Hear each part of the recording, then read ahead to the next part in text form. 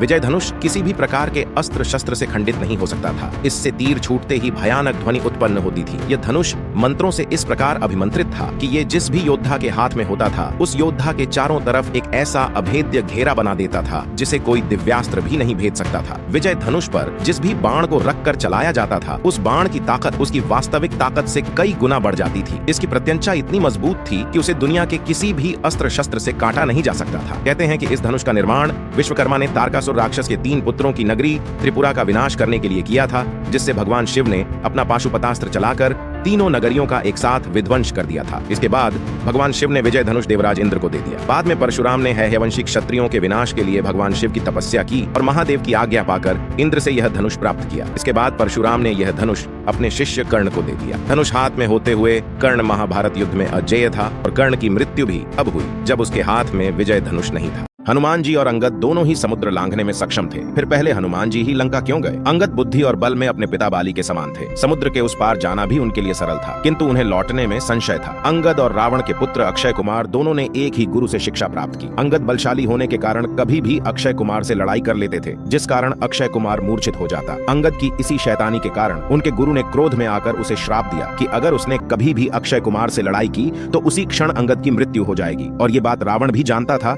इसलिए जब राक्षसों ने रावण को बताया कि एक वानर अशोक वाटिका को उजाड़ रहा है तो रावण ने सबसे पहले अक्षय कुमार को ही भेजा। किंतु जब हनुमान जी ने अक्षय कुमार का वध कर दिया तो रावण ने उन्हें बंदी बनाने के लिए मेघनाथ को भेजा, क्योंकि रावण यह देखना चाहता था कि बाली और अंगद के अलावा कौन वानर इतना बलशाली है। हनुमान जी ज्ञानी है, वे जानते थे जब तक अक्षय कुमार जीवित रहेगा अंगद लंका में प्रवेश नहीं कर पाएंगे। इसलिए हनुमान जी ने अक्षय कुमार का वध किया और बाद में अंगद श्री राम के शांति दूत बनकर भी गए।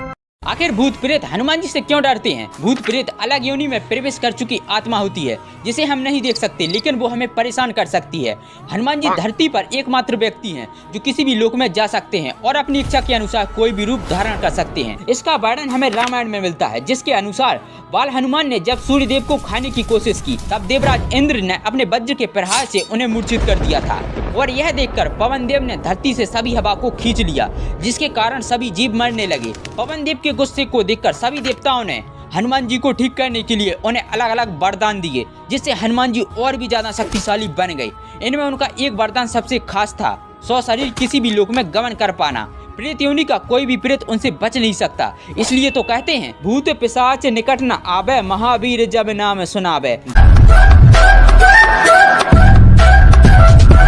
हनुमान जी ने गिलहरी से पूछा, एक बात बताओ, तुम्हारे रेत के कण डालने से समुद्र का पुल बनना नहीं है, फिर भी तुम इतनी परेशान क्यों हो रही?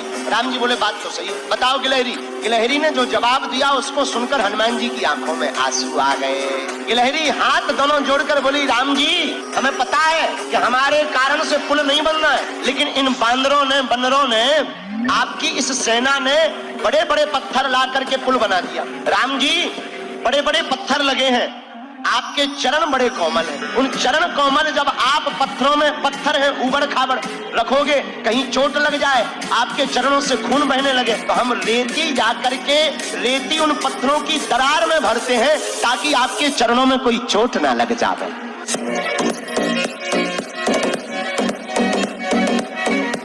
एक ऐसा ग्रंथ जिसको पढ़कर कुछ लोग पागल हो गए या फिर मर गए, जिसे भारत सरकार ने प्रतिबंधित भी कर दिया है। प्राचीन समय में महाराष्ट्र में नीलावंती नाम की एक लड़की थी जो कि बहुत ही रहस्यमयी थी। उसे लगभग दुनिया की हर चीज का ज्ञान था, जैसे कि पशु पक्षी और भूत पिशाच से बात करना, किसी इंसान के मन की बात जान लेना, राजा महाराजाओं के गुप्त खजाने के बारे में जान लेना और ऐसे ही कुछ बातें जो साधारण इंसान कभी कल्पना भी नहीं कर सकता। और उस चीज को वह पत्तों में लिखा करती थी। जब वो 22 साल की हो गई तो उसके सपने में भूत प्रेत आने लगे और उससे कहने लगे कि तुम इस दुनिया की नहीं हो, तुम एक रहस्यमयी दुनिया से हो और तुम्हें वहाँ जाना चाहिए। साथ ही वहाँ जाने का उन्होंने रास्ता भी दिखा दिया, जिसके कारण वह उस दुनिया में चली गई। परंतु जब वो जा रही थी तो उन्होंने अपने लिखे हुए किताब को एक गलत इंसान के हाथों में थमा दिया। इसलिए नीलावंती ने उस ग्रंथ को श्राप दे दिया कि जो भी इस किताब को बुरी नियत से पढ़ेगा या तो वह पागल हो जाएगा या फिर मर जाएगा। जहाजों से जो टकराए उसे तूफान कहते हैं।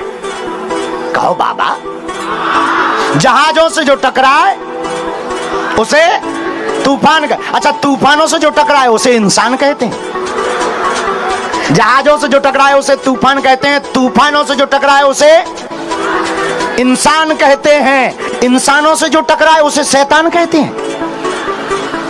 रोको, जहाजों से जो टकराए उसे तूफान कहते हैं, तूफानों से जो टकराए उसे इंसान कहते हैं, इंसानों से जो टकराए उसे शैतान कहते हैं, लेकिन शैतानों से जो टकराए उसे ही तो बागेश्वर हनुमान कहते हैं।